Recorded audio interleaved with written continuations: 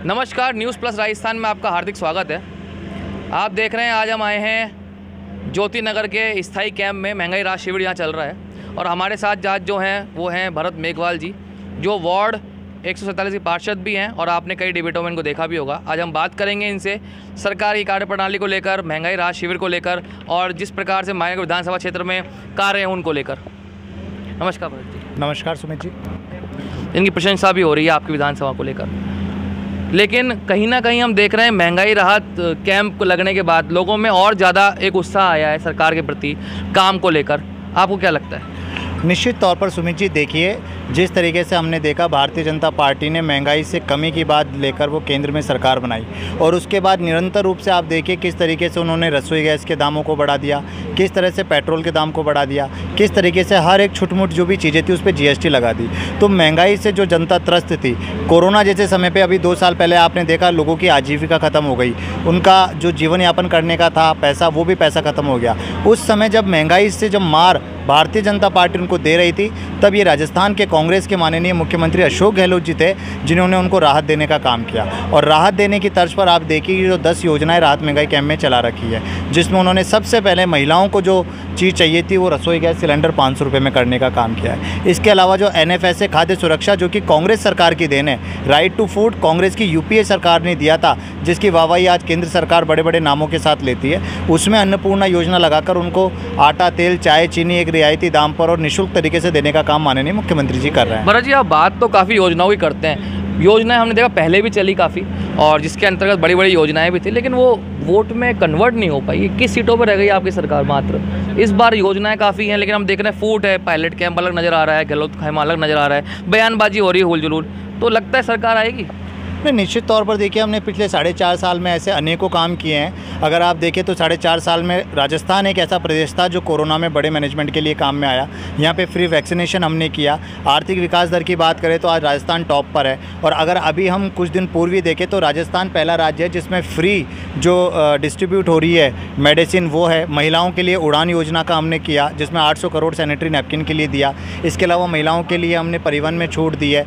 युवाओं की अगर बात करें तो 500 करोड़ का युवा कोष हमने बताया। वही तो कह रहा हूँ, योजनाएं तो खूब हैं, पहले भी थी, लेकिन 21 सीटों पर सिमट कर रह गई। उससे पहले भी गहलोत सरकार के नेता ने चुनाव लड़ा गया, वही 50 करीब सीटों पर। जब भी गहलोत सरकार उसका फेस आगे लाते हैं तो यही इतिहास रहा है कि वो चुनाव उस तरह जीत नहीं पाते। तो नहीं, देखिए कांग्रेस में जो सबसे बड़ी हमें लगता है जो कमी थी, हम काम बहुत करते थे लेकिन हम उस काम का प्रचार नहीं कर पाते थे।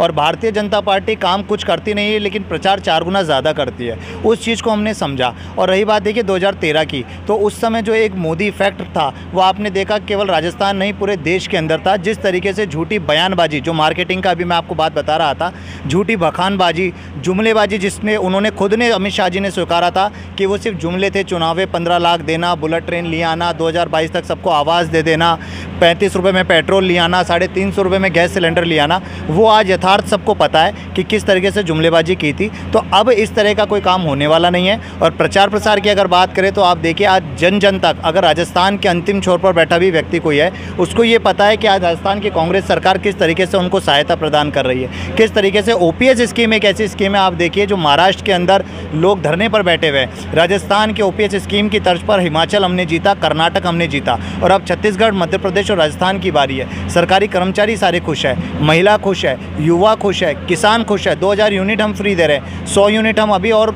जो घरेलू उपभोक्ता है उनको दे रहे हैं। किसान उज्ज्वला योजना में 1000 रुपये प्रति माह हम अनुदान दे रहे हैं। तो आप देखिए धरातल पर सारी योजना है, तभी तो हमारे खिलाफ एंटी इनकम्बेंसी नहीं है। 7 उपचुनाव हमने लड़े, जिसमें 9 उपचुनाव हमने लड़े, 7 उपचुनाव कांग्रेस ने जीते हैं। आप देखिए अभी जो रिसेंटली उपचुनाव हुआ था, 28,000 से ज़्यादा की बीजेपी को उसमें मात खानी पड़ी। राज्यसभा चुनाव हमने जीते हैं। और किस तरीके से भारतीय जनता पार्टी की फूट है वो सबको सर्वविदित है। तो धरातल पर कांग्रेस की सरकार, कांग्रेस का कार्यकर्ता, कांग्रेस का संगठन काम कर रहा है। और निश्चित तौर पर हम इस बार सरकार रिपीट करेंगे। इस बार राज नहीं, इस बार रिवाज बदलने वाले हैं। हमने देखा कि पेपर लीक मामले पे कहीं ना कहीं सरकार घिरती नजर आई है और पूरे देश में एक सबसे ज़्यादा पेपर लीक और RPC संस्था उस पर लिप्त रही है। आप युवा हैं, युवाओं के हितों को आप देखते हैं, समझते हैं, आपने भी कंपटीशन एग्जाम दिए भी होंगे।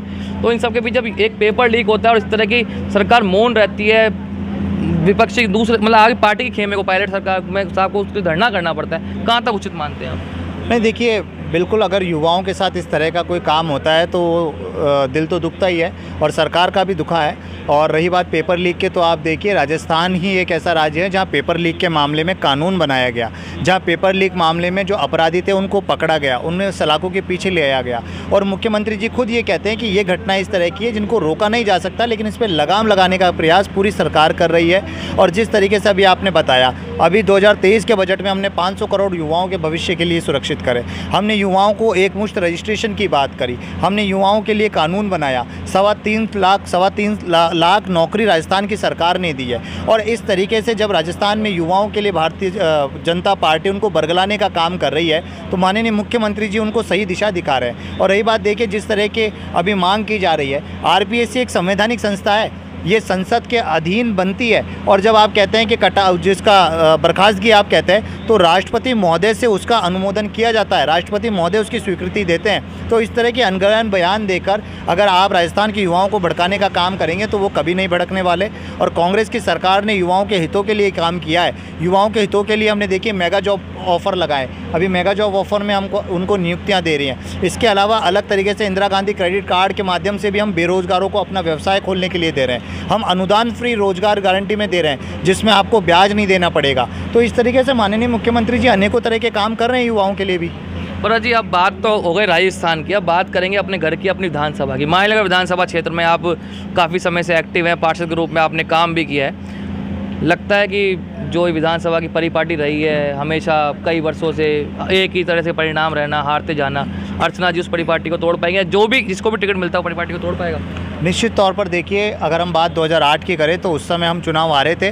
2013 का एक ऐसा माहौल था जब पूरे देश के अंदर एक लहर चल रही थी।